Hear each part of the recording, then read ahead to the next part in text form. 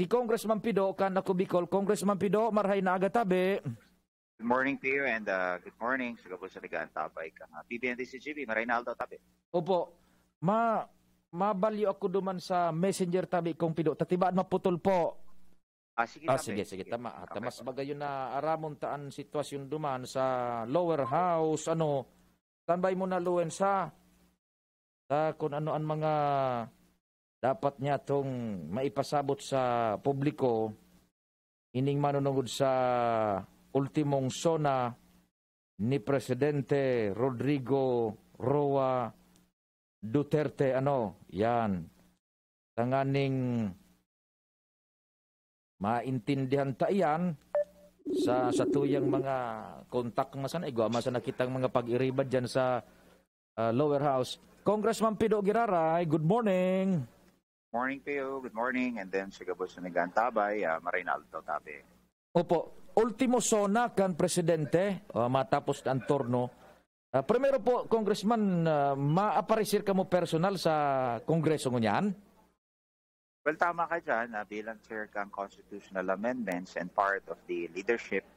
Yaw nakita mo niyan mismo sa social hall, nagkutsain, kapirang kongresista, kasabay si Speaker Velasco, kakaigwa ki breakfast para mas pagkatapos kayo na magkakaigwa ki short ribbon cutting kang so exhibit digdi sa may luwas lang kang plenaryo. And then by 10 a.m. tabi Pio, remember this is our third regular session for the 18th Congress, and we will be opening the third regular session at 10 a.m. this morning, and at sa hapon will be the sixth and the last State of the Nation address kan sa tuyang presidente. That will be a joint session with the Senate, and Seb said, yan ang ultimong sona kan sa tuyang presidente. Opo, di ma-session regular ang Kongreso and taod-taod so sona ultimo. Congressman, sa lado po nindo sa ako Bicol, ikaman personalmente bilang pamayukan mga sensitibong komitibas yan, including yung constitutional reforms, ano sa indong pwedeng ikatauman na accomplishment sa mga kababayan niya to legislative matters for that as mga legislative concern, and ano sa indong expectation sa pwedeng ipaluwas kang presidente, and ikatulo, ano sa indong pinaghihiling na dapat na atubangon pa na dainin doon na atindiran tabi sa Kongreso? Go ahead po. Well, Pio, I'm happy to announce that for the past 6 years of Duterte administration, we were able to contribute to enactment of legislations that will benefit not only the Bicolano, kundi subilog na nasyon. Sa principal author ta ang Free Irrigation Act, na kung saan libre na ang irigasyon. Kagapos na mga paraoma, this is a major component in order to have an agricultural, better agricultural output. So yan, Free Irrigation Act, yaon dyan su National ID System, nangon yan pinagpipirilahan ta, tangani magkaigwa kita ki one ID that will serve for all transactions, whether it be private or public transaction. You only need one ID. That's the National ID System. So yan, panduwang kumbaga landmark legislation na contribution ta sa ngunyan na administrasyon kang Duterte. And of course, so pinagtarabangan ming the universal access to quality tertiary education. Principal author kan si Kong Joey, and then we co-authored the same. And the whole lang nagtatamasa in all public state universities and colleges, libre na ang tuition fee. Fourth is the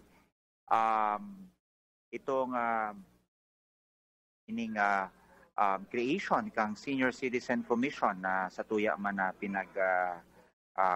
author na kung saan igwanang opisina, commission ang mga senior citizen, of course.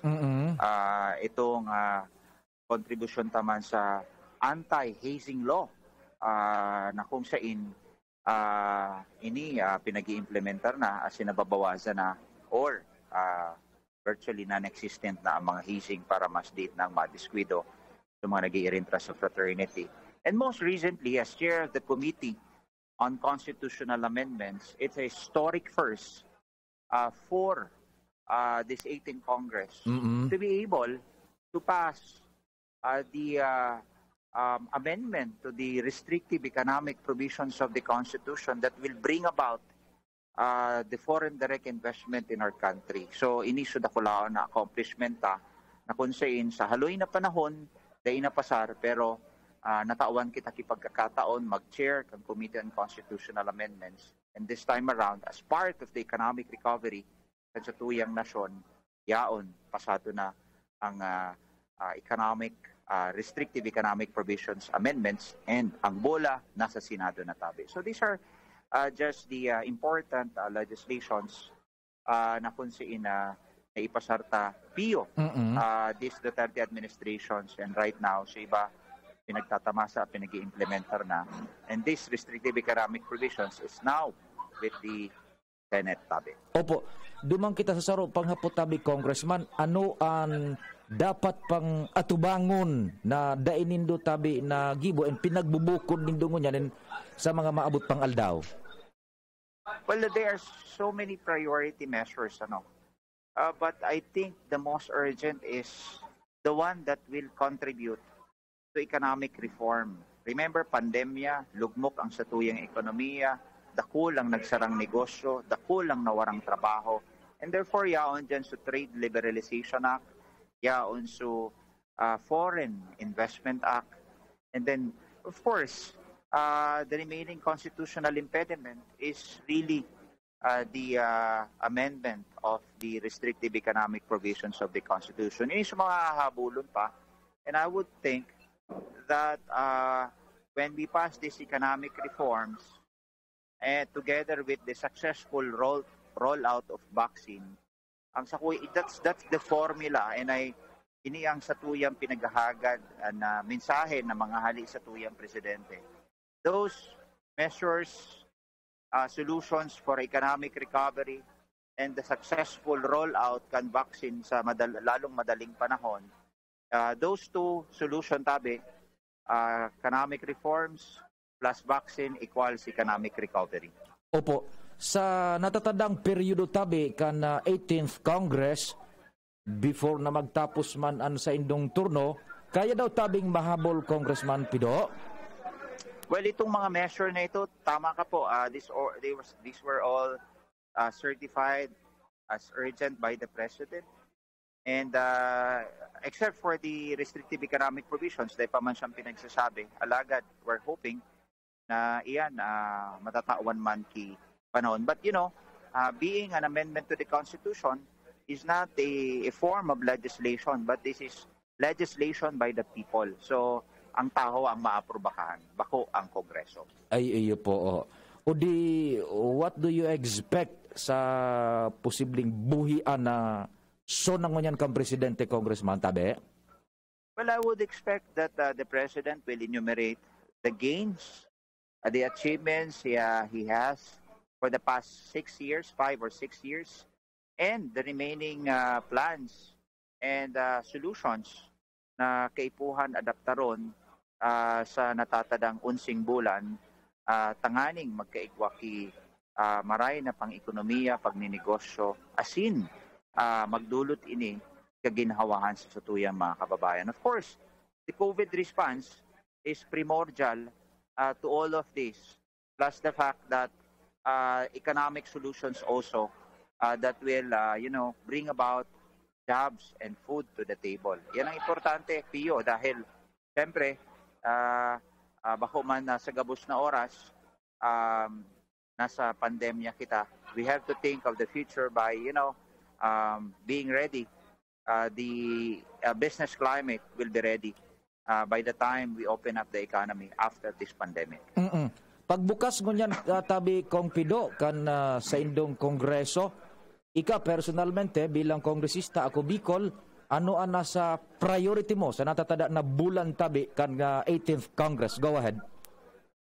Well, kita Pio, we will actively participate in all the deliberations sa Kongreso.